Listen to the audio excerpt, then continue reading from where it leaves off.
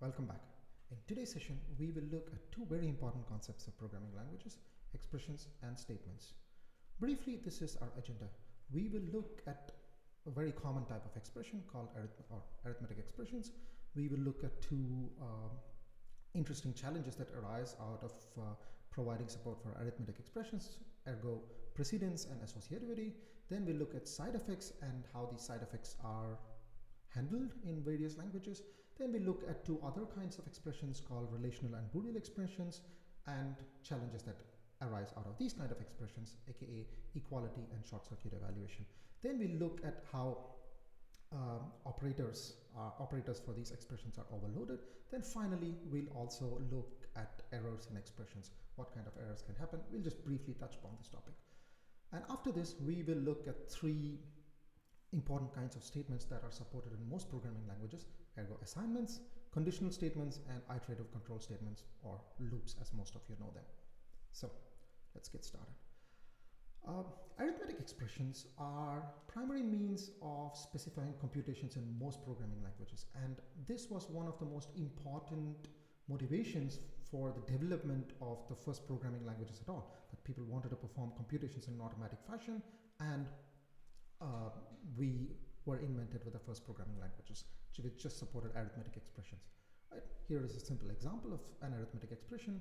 Here is 1 plus 2. First you get the addition of 1 plus 2, then you multiply it with whatever the result of subtracting y from 32 is. It's a simple arithmetic expression. And in this expression, you might already observe that we have seen what is operators here, right? So most languages provide operators as a way of expressing such computations that we saw before. A typical way of writing this computation is to say expression, then operator, then again another expression. This is commonly known as binary expressions, and these operators are binary operators, meaning they operate on two operands at the same time, right? But there are more than one factor which define operators. So here are four of the most important ones. First one is arity, which essentially decides how many parameters or how many operands can you provide to an operator. Binary operators take only two parameters.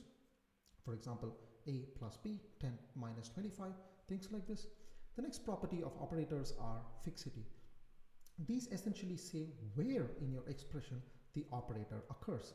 First type is prefix expressions. Here, prefix operators where the operator happens before the operand. Here, for example, minus x, to indicate that x is a negative number, right? Or you have this expression evaluates to the negative version of x. Infix operators are the most popular ones, where the operator happens in between two operands, as you can see, 1 plus 3. And suffix operators are operators that happen after the operand. For example, 8 factorial. There are two more important factors, but we will need some dedicated time to cover these concepts. So we look at precedence and associativity in the next slides. So first is precedence. Now you've seen that operators help operators and operands work together to create arithmetic expressions. You may have already bumped or thought about a challenge that might arise out of it. How are you going to know? Let's say you have an expression which has multiple operators, multiple operands combined with each other. For example, 1 plus 2 star 3 plus 4. How are you going to know which part of this expression to evaluate first and which part next? Of course, an example here below where I have provided a parenthesis to clearly specify that 2 star 3 must be evaluated before you do anything else. Right? Many languages also use parentheses to explicitly say, hey, this is the priority. But if you do not specify these priorities, what languages do is they use something called a precedence table. Here is a precedence table example from C, where of course the standard one that I mentioned before, where any expression that is inside a parenthesis should be evaluated first, and operators like the pointer dereferencing or function calls go on the top. Second priority is for multiplication, division, and modulo.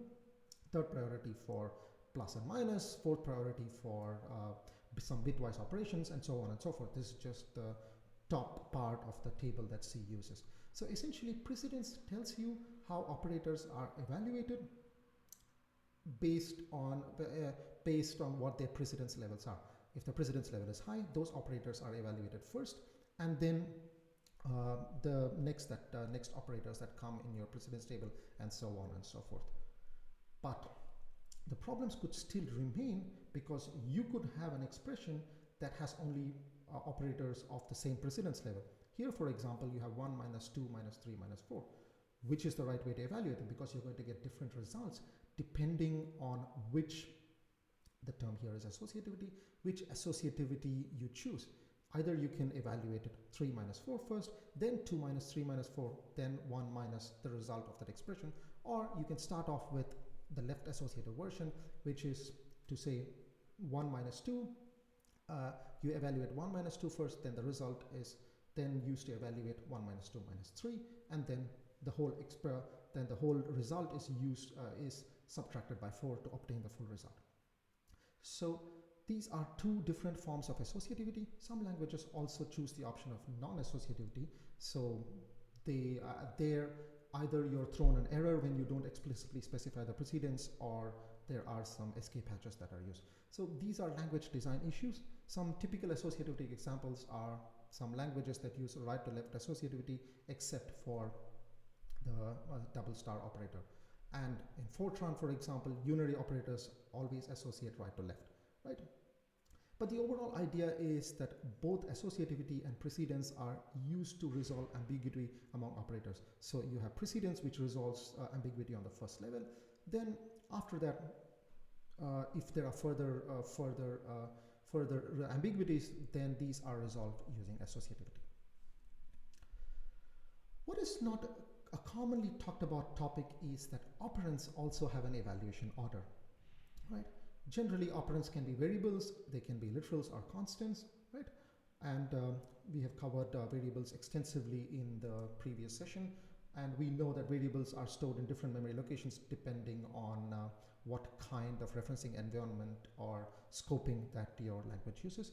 So variables are first fetched from memory, and constants are either fetched from memory, or sometimes they are directly encoded in the machine language instruction. So they are picked directly from machine language. There is nothing to do here. But languages also specifically prioritize parenthesized operands. So for example, if an operand is inside a parenthesis, all of its values inside the parenthesis must be evaluated before its value can be used as an operand. And in languages where none of the operands of an expression have any side effects. What do I mean by side effects? Let's look at the example below. We have a code segment here which has a non-local variable to the function fun, a equal to 10, and we assume that fun actually changes the value of the first parameter a that is passed here. Now, side effects means that if the value is changed from inside the function, it has an impact on how the value is evaluated, right? So if your language is of the sort where none of the operands of an expression can have side effect, this discussion is moot. But if it does, then we need to discuss how these side effects are managed in your language. Typically, languages take two approaches to handling side effects. There are languages, mostly functional languages, which simply disallow functional side effects, meaning they explicitly say that you cannot have two-way parameters, you cannot have references to non-local variables inside your function calls. The advantage of this is that it works, it's cleaner, but the disadvantage is the inflexibility of not being able to use non-local variables, for example, global variables, right? Global variables, access to global variables improve compiler efficiency, and this results in your language does not support side effects, you cannot access global variables, which hamper some kind of compiler efficiency, right? And some languages say that you should specifically decide what the operand evaluation order is. This reduces the possibility that the compiler can optimize your code, optimize your machine code, because when certain compilers see opportunities to evaluate operands that are closer in the memory that it is evaluating, for example, right? It would want to perform optimizations to evaluate these operands first than the other ones, but if your order is fixed, this kind of hampers your optimizations. So these are various options, and depending on what your needs are from the particular language and the users of the language, one of these two options are taken to resolve side effects. So one example is that Java requires that every operand that appears to be evaluated from left to right. Now that we've discussed operands and operators and different ways things can be evaluated and the challenges that arise out of them, let's look at another special challenge that our compiler or language design decision that languages that provide arithmetic expressions should consider, which is referential transparency. Consider the simple code, x, which is assigned with the value of the expression 25 multiplied by y, and then the result of this is subtracted by 31. And z uses the same first part of the expression, which is computing 25 star y plus, and then finally the result is added with 43. Now, can languages simplify this by simply having a semantics that if a particular expression occurs more than once in your code, you just evaluate it once and reuse it? Well, common sense would dictate yes, but what if, for example, a term that we have not looked at, which is operator overloading. Operator overloading essentially allows a programmer to override the definition of particular operators. For example, in a particular language, the star could be overloaded with performing multiplication, but also printing out something. Now, if you evaluate 25 star y only once, the print of this would happen only once. Maybe that's what you want, but maybe that's also not what you want. So this is not as straightforward a decision as you might think. So essentially, all this challenge is encompassed in the term referential transparency. There is a big definition that I've provided here, but in general, referential transparency allows, so if in a particular language an expression is supposed to be referentially transparent, if you perform the computations once for a particular expression and reuse the value everywhere, the result of this way of computation results in the same result as you would if the language did the computation multiple times. So in summary, if we can substitute this expression's evaluation result for the whole expression everywhere inside your code without changing the meaning of the program, then your language is supposed to be referentially transparent, right? So generally only in pure functional languages, referential transparency is a property. Not so with most imperative languages for obvious reasons, like you might want to refer to variables outside or functions inside expressions which may modify values, right? So a small version of the example that we saw previously. So now that we've discussed arithmetic expressions, there are two other forms of expressions called relational and boolean expressions, which are then supported by relational and boolean operators. Essentially, boolean expressions are very important to perform control flow inside your program. And essentially, boolean expressions are expressions that are either evaluated true or false. They say, hey, well, whatever the expression is so for example, to check, is my number a prime number? Is my string all in lowercase, true or false, right? So, and generally, the results of it are also provided in two literals, either true or false, right?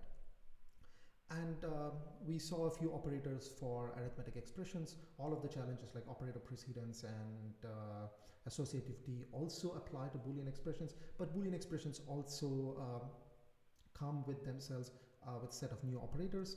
The first set of operators that allow you to perform numeric comparisons, like less than, greater than, is a less than or equal to 25, right? Things like this.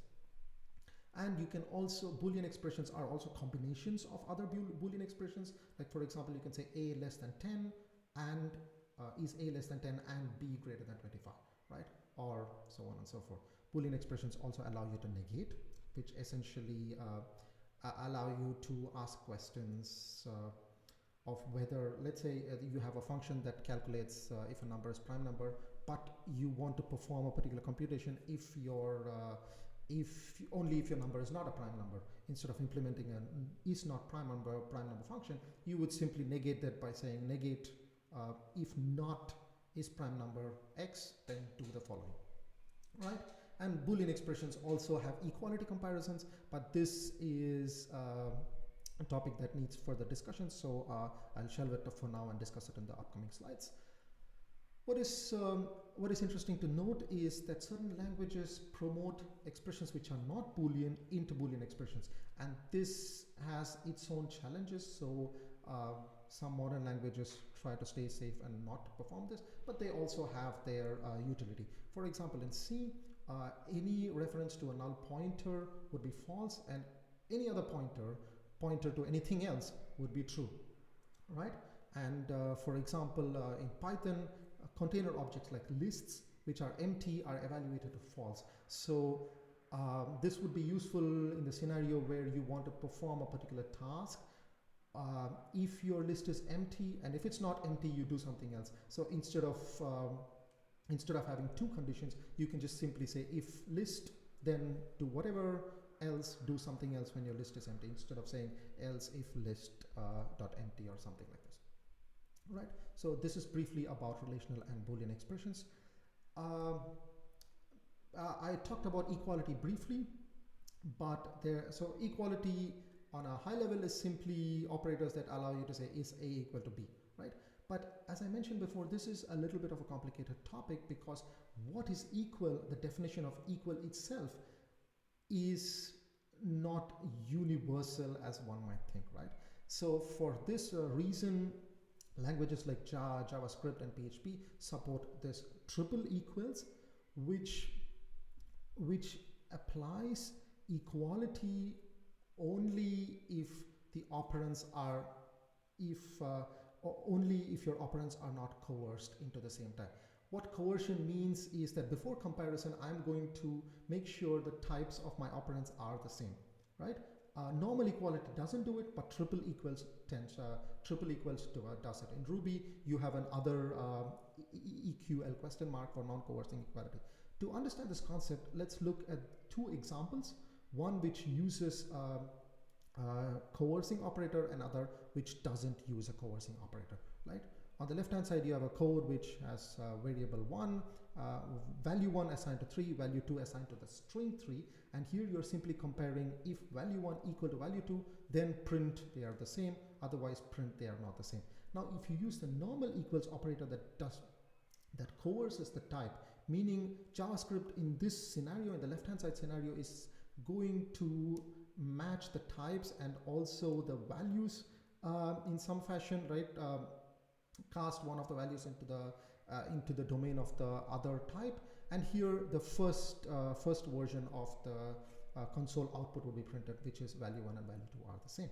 But if you use the triple operator, here the types are not coerced, meaning the values are actually different. They are from different types, they mean different things, so it would print the else part of the console output. The idea here is just to show that equality is not as simple as it looks. Most languages don't support two different kinds of equality. They just have their own definitions of equality, which you as a language implementer or the person who uses the language needs to understand beforehand. Or many modern languages also allow you to define your own version of equality. All right, and well, that raises some challenges which we'll look into the next slide.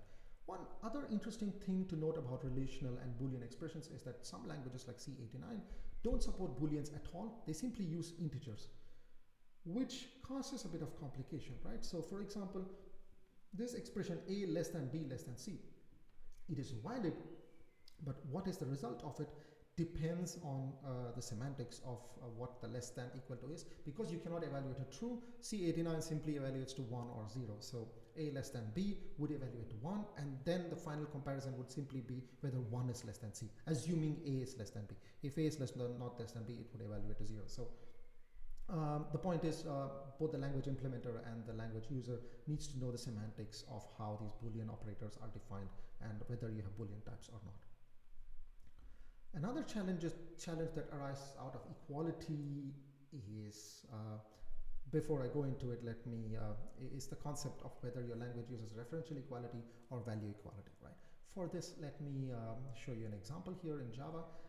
Although this example is rather simple, many novice developers have spent hours encountering bugs because of such issues. Essentially, if you define a string object s and allocate it in your memory, new string, and assign it to the value foo, if you compare s equal to foo, Java is going to return false, even though the value inside the variable s is foo. This is because Java does not do value equality, but rather a referential equality, right? What referential equality means is, if you use the equals operator, it is simply going to check if both these values point to the same memory location.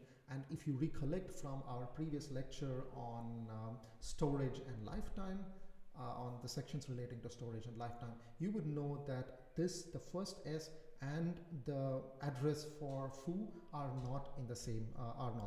So you would have an equality mismatch, and Java would simply say false. For this, in Java, people write, if you have your own types, or if you have types like string, there are simply equality functions or methods which allow you to perform such comparisons. Now, even if your language does value equality, this is not as easy as it might sound. It is easy for integers and strings. There are accepted compilation or comparison logics. But what about user-defined types? What if you have defined your own type? How would two objects of that type equate? You will have to define it yourself. And this brings with it its own set of complications. One example of it, of course, floating point is not a user-defined type, but assume in your language, it is completely valid that you want to assume that 0.0002501 is equal to 0, because for all practical purposes where you're only working with large numbers, you would want them to be equal. So you can override the equality in your language or create a user-defined version of float and equate it to 0. Most languages don't do it automatically for floats. There are some languages like standard ML which actually do it. But the overall point here is that equality needs consideration. One, you need to understand how in your language semantics equality is defined. And two, if you are going to introduce your own data types, how are you going to define equality for that? We will look at types in a lot more detail at the end of this, not at the end, in the middle of this course, right? Generally, equality has also further properties like symmetric, meaning if A is equal to B, then B is equal to A, and transitivity, which is not ensured by all languages, right? For example, in JavaScript, it is intransitive by nature, and ergo, you are encouraged to use the triple equals. But transitive essentially means if A equal to B and B equal to C, that means that A should be equal to C. Many languages enforce these properties. There are also other properties like idempotence for equality, which we will not go through.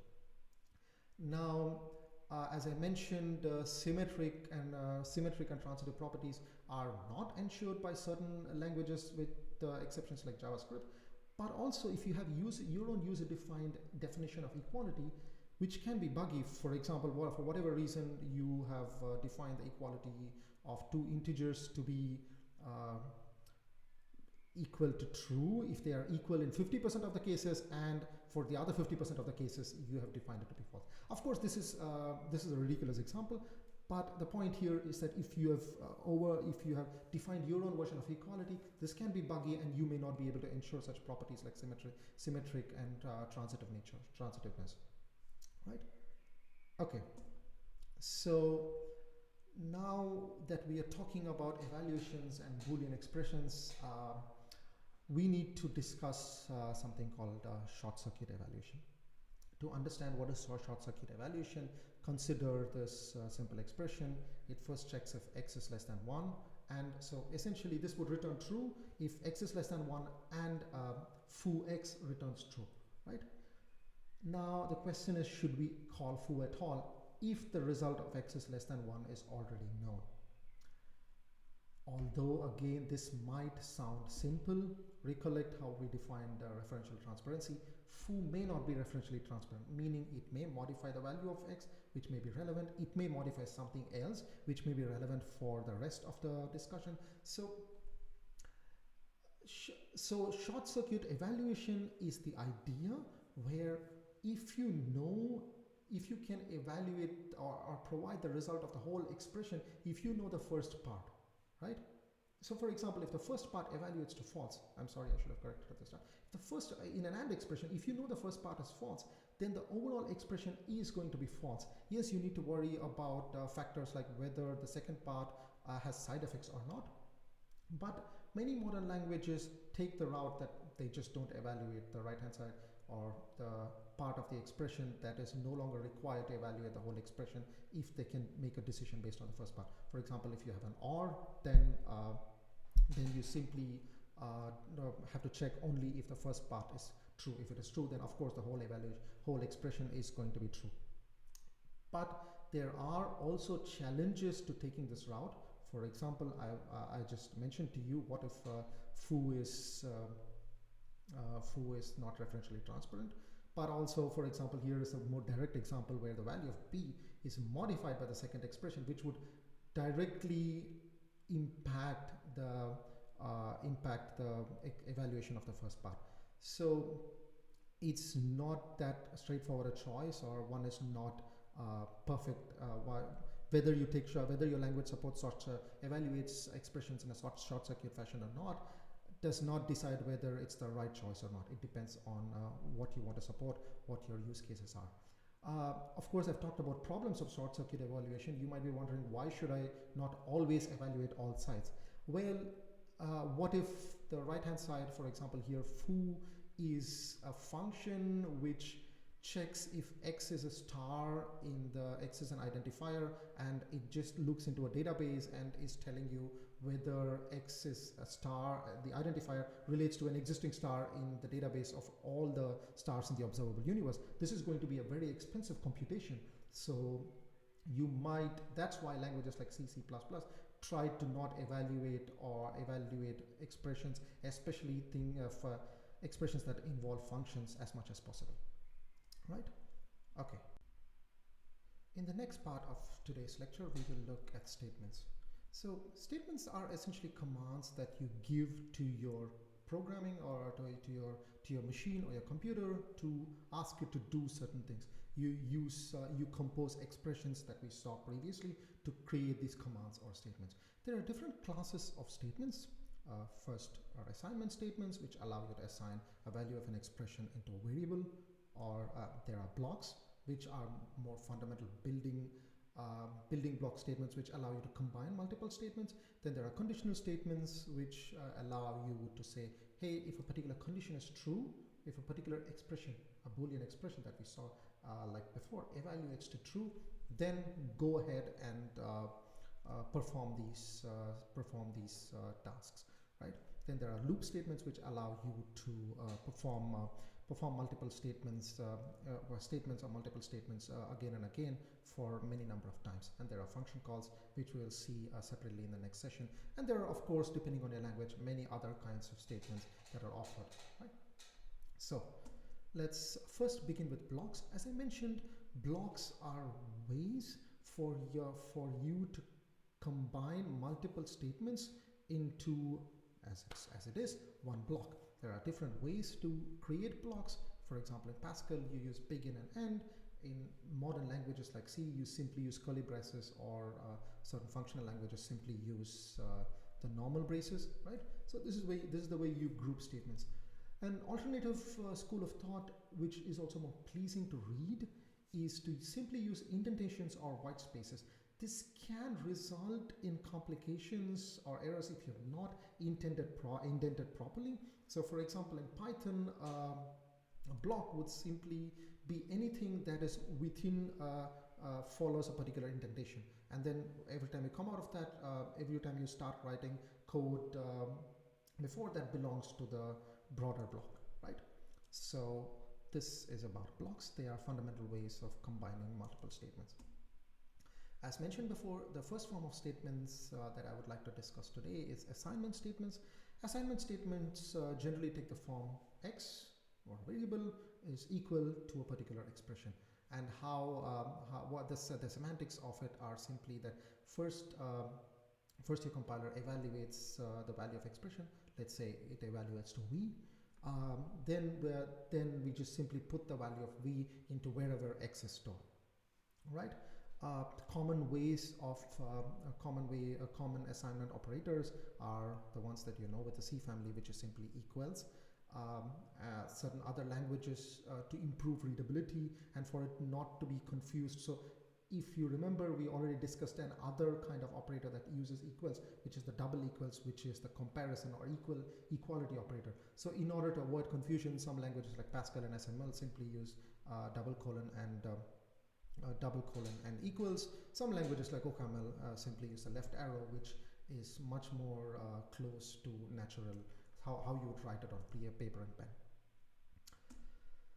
Assignments can be compound, meaning that you can perform a computation and assignment at the same time using certain operators. For example, x plus equal to 3 in C-like languages simply mean that you compute x plus 3 and then assign the value into x. This is analogous for minus equal to, multiplication equal to, bitwise operators equal to, and so on and so forth. Essentially, the idea here is to perform the operation on the same operand. So you have two operands, so to say. You perform the on the left and the right. You perform the operation on both and then apply the result again on the operand that is provided on the left hand side. So these are compound assignments. Another common feature that is provided by many languages is unary assignment, which if you remember from before, unary operators are operators that take only one operand. So here plus plus x is equivalent to computing x plus 1. They simply increment the value by 1 and then assign it again to x. This is similar to minus minus x. You subtract x by 1 and then you decrement x and assign it to x again. This is these increment and decrement operators are also have both a suffix and a prefix version, and although the end result of x is the same in both versions, x plus plus and plus plus x, the value of x at the end of it is always 1. In your referencing environment, it's quite different, right? Plus plus x performs the computation. So here is an operational semantics of it. Let's say there is plus plus x in your and your storage x evaluates to n. The return of this will be n plus 1 and the value of x will be n plus 1 in your store. But let's say you use x plus plus. What is returned of this expression is actually n, assuming in your store x is the value of x is n, but the value of x will be updated in your store to be n plus 1. So these are things that one needs to consider when using such unary operators. Some languages also allow you to do multiple assignments, right? So you can simply provide a tuple of values, saying like, I want to assign 20, 30, 40 to first, second, and third variables respectively. You can do all of them in one statement. This kind of assignments are more convenient, and they also sometimes improve readability, assuming you've not assigned 100 operators, 100 variables to 100 values, right? What is also legal in these kind of languages is to simply use the assignment to perform a swap, meaning you assign the value of second to first and first to second simply by saying first comma second equal to second comma first. These kind of multiple languages that support multiple assignments allow you to perform a simple swap simply by using an assignment operation. Now, some languages also support what is called mixed mode assignments. Till now, what we have seen is assigning values of a particular type into a variable of that particular type. But many languages like Fortran, C, and C++ allow you to assign values of different types with variables of different type as long as they're somehow compatible. For example, numerical values. In languages like Java and C#, Such assignments, mixed mode assignments, are allowed as long as the types allow widening coercions. What this means is that you can assign an int into a float but not vice versa. Meaning the values of int can be widened into a float. Every int is essentially a float but not the other way around. So Java and C# allow you to perform this kind of stuff and it will do the computations itself. This is not completely true in the sense that an int can be assigned to a narrower type like a byte or char if the value of the int inside the expression is inside the range of the values that is allowed in the byte, for example, right? So if you have a value which is 10,448, which cannot be stored in a byte, then this kind of assignment will not be allowed. So again, as usual, please make sure when you're using a language or implementing a language, you look into the design of how these mixed mode assignment statements are, what different versions of mixed mode assignment statements mean. So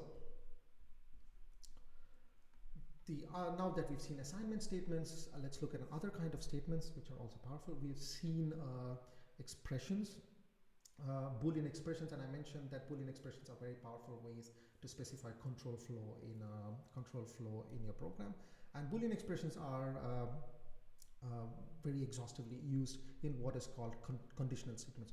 Essentially, conditional statements are statements which have multiple paths, and depending on the result of your condition, one or the other statement is picked. So you can have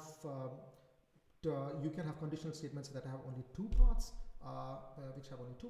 You can have conditional statements that have multiple paths, and you can also have statements, conditional statements that do some pattern matching, which is a bit more sophisticated. But of course, we'll look at those kind of statements too.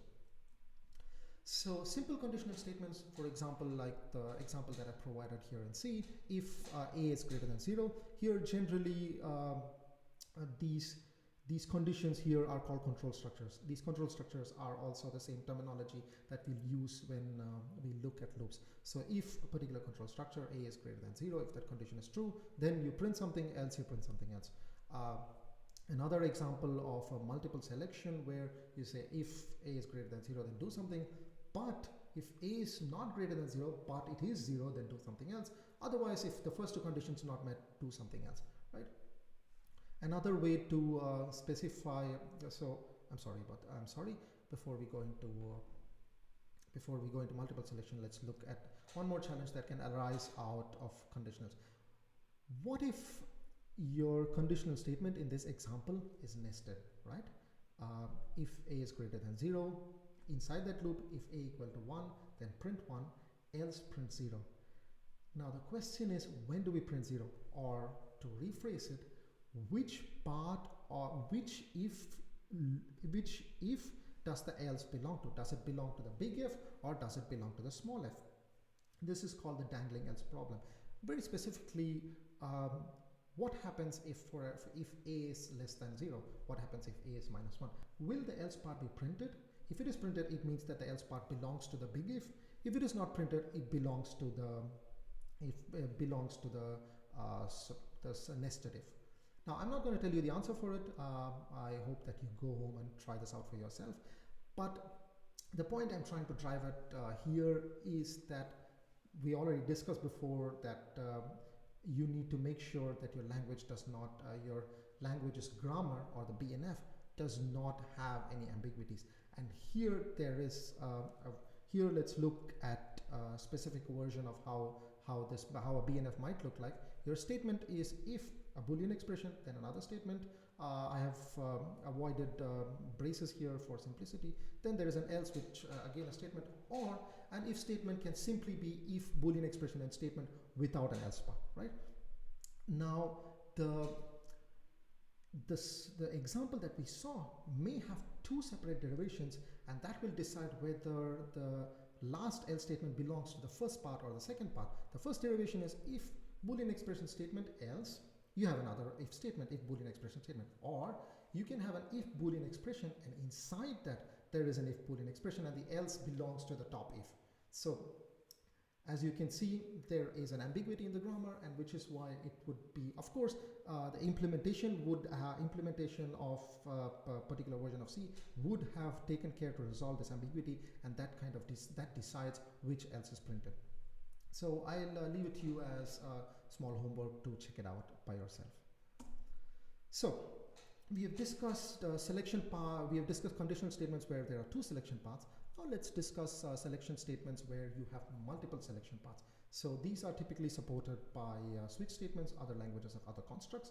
So essentially you are saying, I am going to check what the value of A here is, and depending on what the value of A is, whether it's 0, whether it's 1, whether it's 2, I'm going to perform these particular computations. So case 0, I'm going to print 0, case 2, case 1, I'm going to print whatever, and so on and so forth.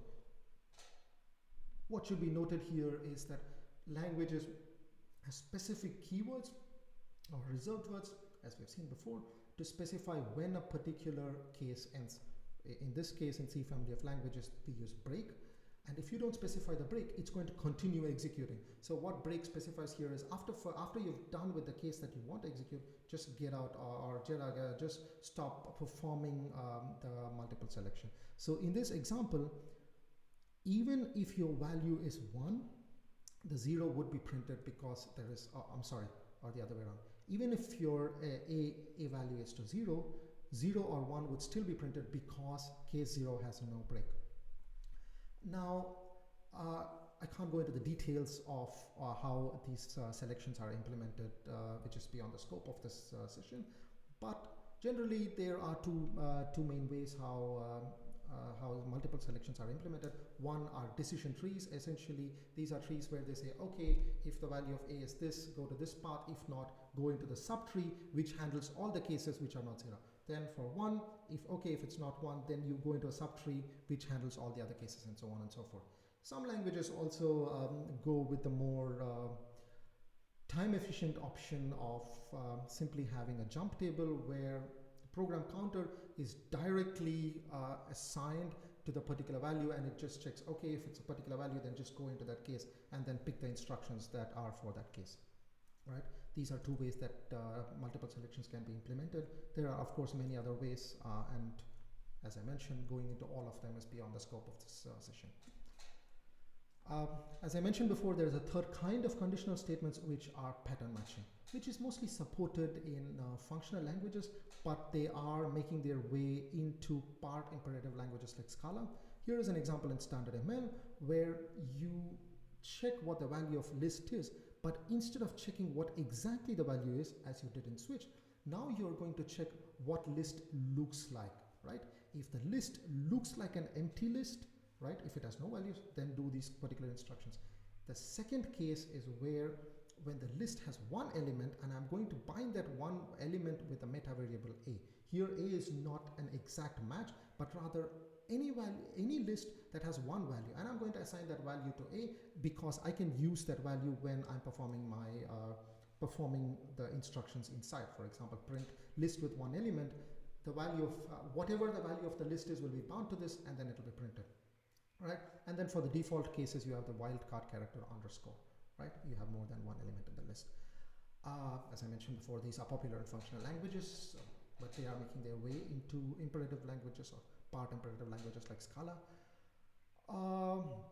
Some languages like OCaml and Haskell also allow you to add guards, meaning you can have a case for one, you can have a case like square brackets A, where you say perform these instructions if my list has only one element, but you can also have guards inside to say, hey, if my A is all lowercase, then do something else inside, right? So you can have conditionals inside your cases depending on what the value of that pattern is matched to, right?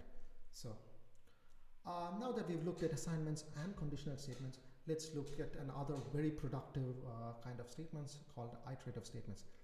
Most of you may know of them as loops. Essentially, loops allow you to execute the same statement again and again and again. Generally, iterative statements have two components. One is the control structure, as I told you before, which comes on the which generally comes on the top of your statement itself. For conditionals, they are just simply Boolean expressions. But here, control structures decide how many times or how frequent or in what pattern you want your statements to be repeated, and body simply says these are the statements I want to repeat again and again. There are variants of it which we will look at. There are logically controlled iterative statements, and there are variable controlled iterative statements.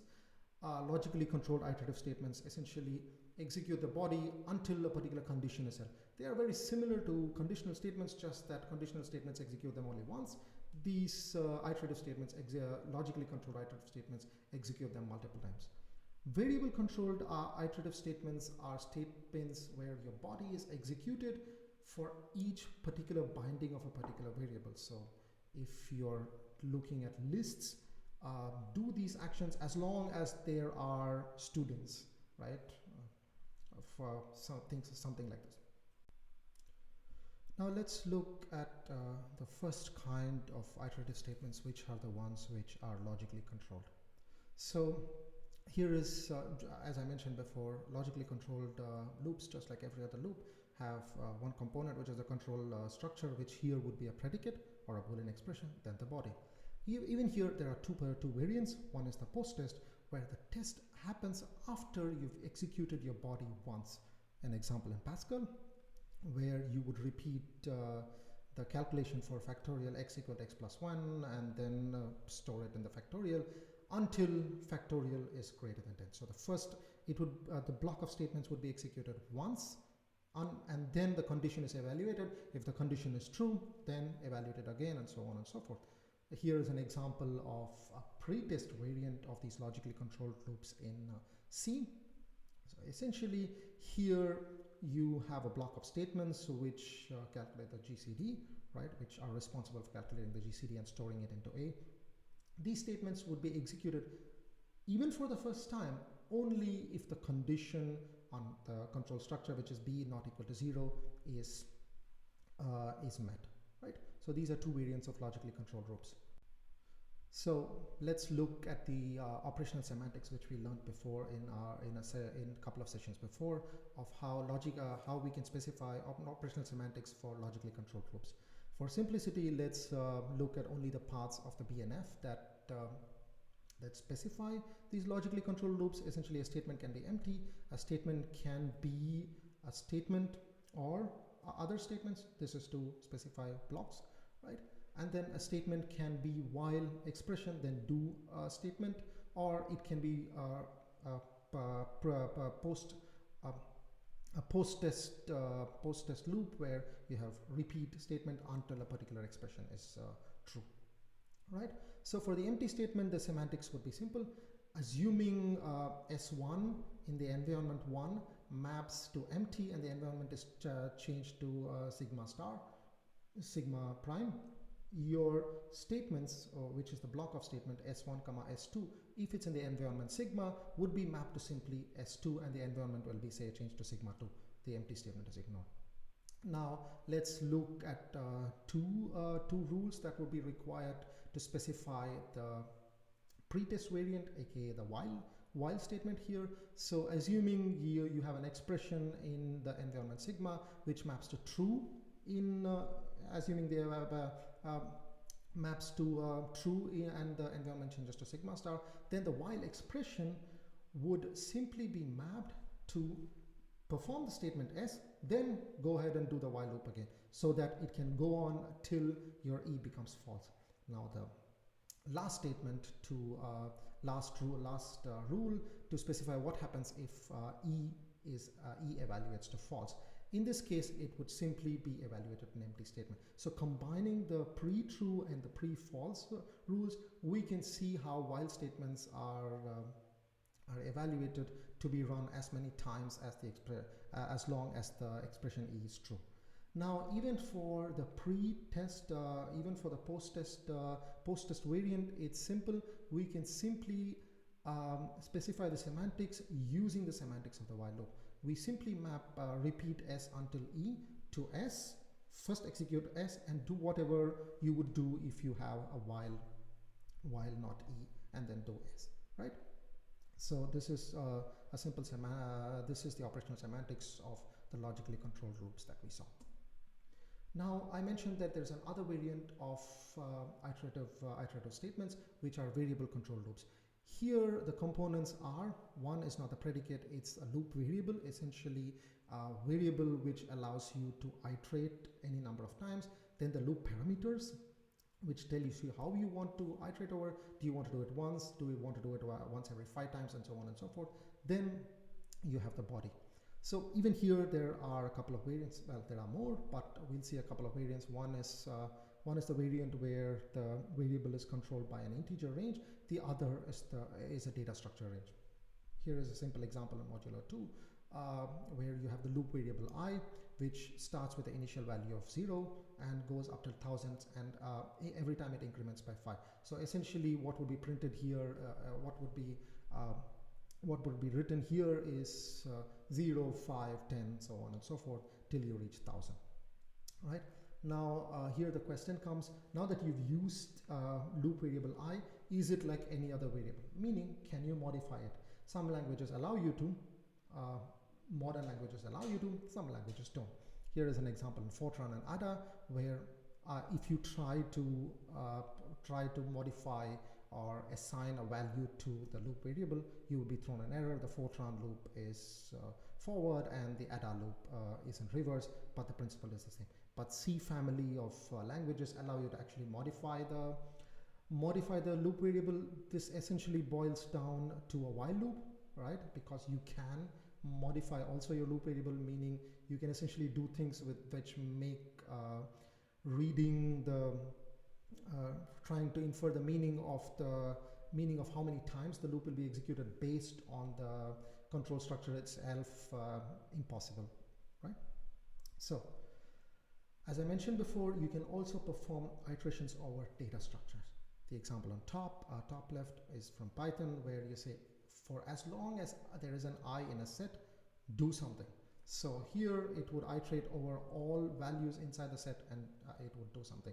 There is an example in Ruby where it says, for each element of S, do something, and then also here it also puts I to the output. A variant of it is in Java, where you say for int I, the colon essentially means each. For each int I in the set, print something. And languages like Java also allow you to have much more control over how these iterations are done. So if you have your own data type, you can explicitly say how the next iteration in your data structure is calculated, right? So if you have a data type for student, you can explicitly have methods which says how iterations over students happen, right? So these are different variants. We've seen logically controlled loops and variable controlled loops. Now there is another variant which is a little bit, which is more powerful but also can be more dangerous, which is essentially the user just says when to stop and when to continue a loop, right? So it provides you explicit keywords like break and continue.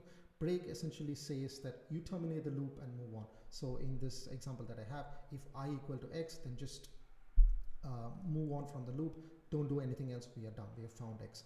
But you can also have continue to exit out of this iteration of the loop. Meaning, if I is less than 0, don't do anything else. Here it would be the print. But go on and do your same computations or execute the body for the other elements of the set. So this is another variant of loops. Now let's briefly look at how logically controlled loops and variable control loops are implemented. By implementation, I mean how they are translated into machine instructions. Of course, there are different ways of implementations depending on what kind of factors that you want to consider. I'm just providing you one version of the implementation. So here is a simple pretest loop where while t equal to t0 equal to t1, then do the body, right? So we're just going to assume for simplicity that there is one instruction which is able to do everything inside the body and call it body. And here you would have the implementation essentially would have a reverse comparison of t0 and t1. If t0 is not equal to t1, then end, right? But if it is not, continue ahead with the body, and then the next statement would be jump to loop again, and then this would go on as long as t0 is not equal to t1, which would be end, and end can be the rest of the program or just end of the program, right? Another implementation of a logically controlled loop or post-test variant, where you repeat body until t0 equal to t1. Again, for simplicity, I'm going to assume that there is a statement, there is one instruction that encompasses all of body, right? So here, the first statement here would be the body because we want it to be executed at least once. Then the comparison would be if t0 is not equal to t1, then again loop, right? This goes on until t0 is not equal to t1. When the condition is not met, then it's just going to continue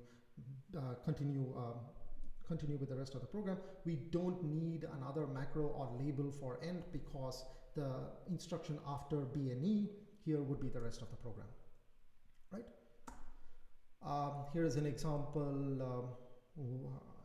of how you can implement variable control loops. Here I have a for I, which is, I'm assuming for I equal to init to term, which would map, we would have instructions which would map init to t0 memory location, term to t1 memory location, which is the termination iteration, and then here the comparison would be if t0 is greater than t1, then end. Otherwise, you go ahead and do the body, meaning like once t0 has crossed t1, and how do you control this? You have another instruction specifically, the implementation would generate another instruction specifically to add 1 to t0. So it would increment t0 after body is performed, and then it would jump to loop and so on and so forth till t0 is not greater than t1, right? Now here's an interesting question. What if term happens to be the maxent? Meaning you keep adding t0's value, and at some point, if your t0 ends in a situation where it is maxent, your increment of it would cause an overflow, meaning that is the maximum number that can be represented in your machine, so it would cause an overflow. These are things that different implementations consider. The point here is I'm just driving home that one needs to also consider these kind of scenarios, boundary conditions, right? So with this, we come to the end of today's session. We looked at expressions, we looked at statements, we looked at different kind of expressions, different kind of statements, and the challenges that come with them. And I'm looking forward to seeing you in the next session. Thank you.